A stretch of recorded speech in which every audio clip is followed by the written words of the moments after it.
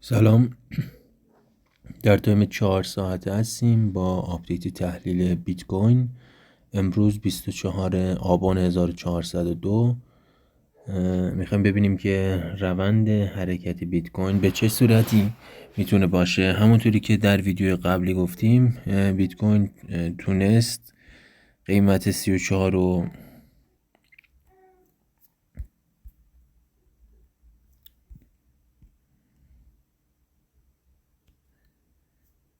34,550 رو تست کنه و مجدد یه برگشت قیمت داشته به سمت بالا، یعنی اومده به این بیسی که در اینجا قرار داره یه واکنش قیمتی داشته و مجدد به سمت بالا برگشته. اما میخوایم ببینیم که این شادو به کجا واکنش داده و آیا تونسته نفوذی رو ایجاد کنه به سمت پایین که بعد از این حرکتی که داشته، بعد از این حرکت صعودی که ایجاد کرده، آیا در زمان برگشت میتونه به نقاط پایین تر یعنی 33 و 32 و حتی 29 برسه یا نه مجدد بعد از یک برگشت کوتاه به سمت بالا میاد.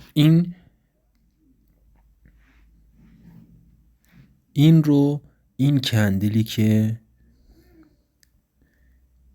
اینجا ایجاد شده برای ما مشخص میکنه و این نفوذی که در این سمت پایین رخ داده برای ما مشخص میکنه که روند بعدی حرکت به سمت پایین هست، به سمت سطوح پایین تر یعنی 33 یا 29 یا به سمت سطوح بالاتر یعنی 38,500.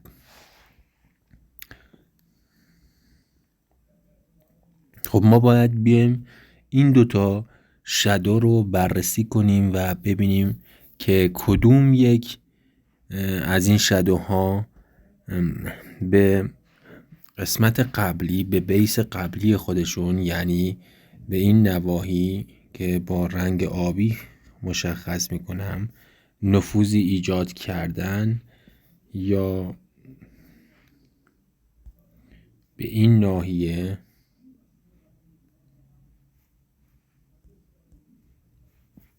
نفوذی ایجاد شده یا نه. باید بررسی کنیم و الان این کار رو انجام میدیم.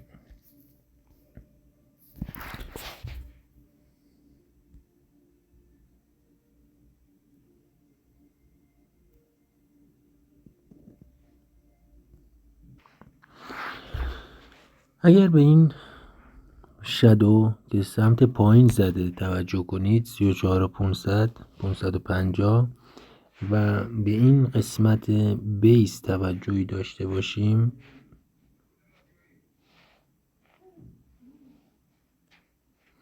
میبینیم که قیمت با این شادو تونسته به این ناحیه نفوذ کنه و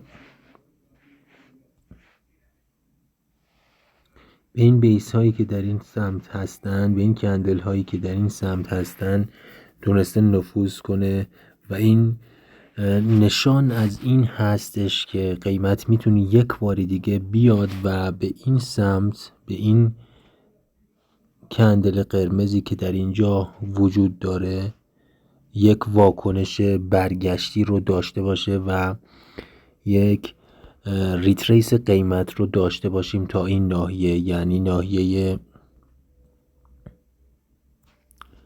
35,446 یه برگشت قیمت رو مطمئناً میتونیم داشته باشیم. اما یک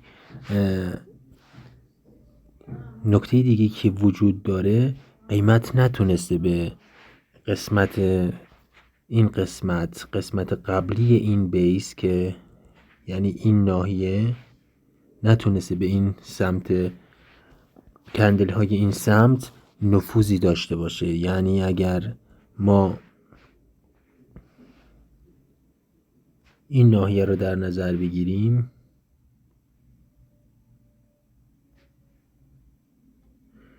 34,200 این کندل هایی که در اینجا هستن.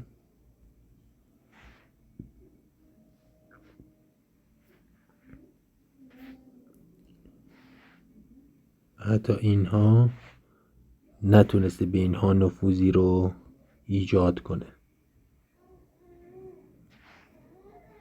34 به ناحیه 34 نفوذ ایجاد نکرده. پس قیمت میاد پایین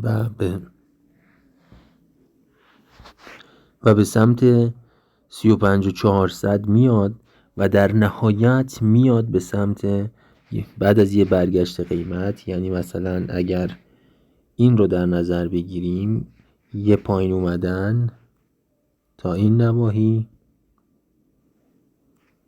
و مجدد میتونه یه بالای کوتاه رو داشته باشه و در نهایت بیاد و به وسط این شادو یه واکنش داشته باشه.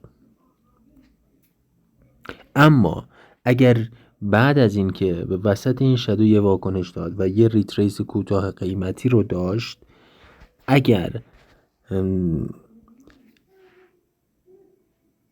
به سمت بالای این کندل ها توجه داشته باشیم، دیگه نمیاد پایین و این شادو رو نمیشکنه. چون که اگر اینا رو پاک کنم، چون که اگر اینو زوم کنیم،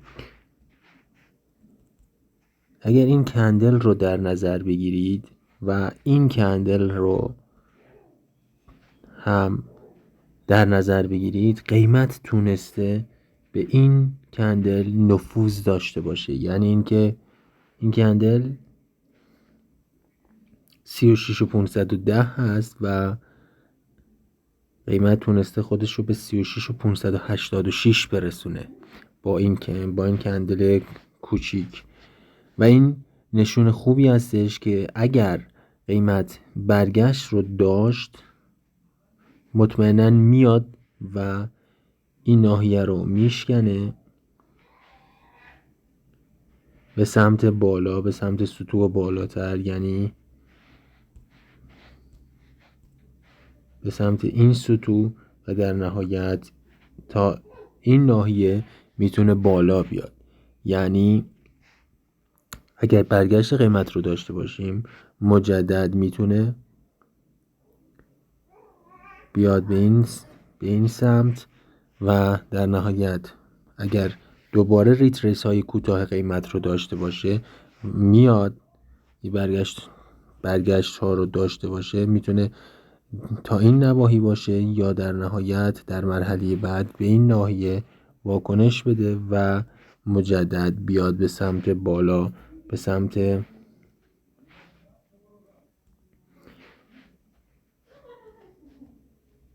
37,800. پس با توجه به این که این نفوذ رو اینجا داشتیم، قیمت میتونه خودش رو در نهایت به 37 و در نهایت 37,800 برسونه و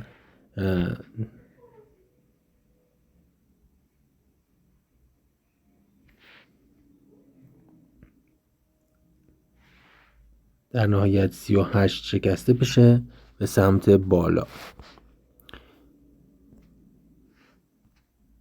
این هم یه آپدیت کوتاه تحلیلی از بیت کوین در تاریخ 24 آبان 1402.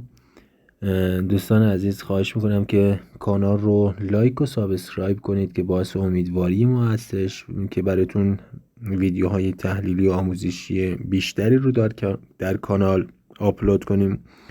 دوستانی هم که عرض خاصی مد نظرشون هستش توی نظرات بیان کنن، حتما ما به اون ارزان میپردازیم و ویدیوهای تحلیلی رو ایجاد میکنیم و روی کانال قرار میدیم. موفق و پیروز و سربلند باشید.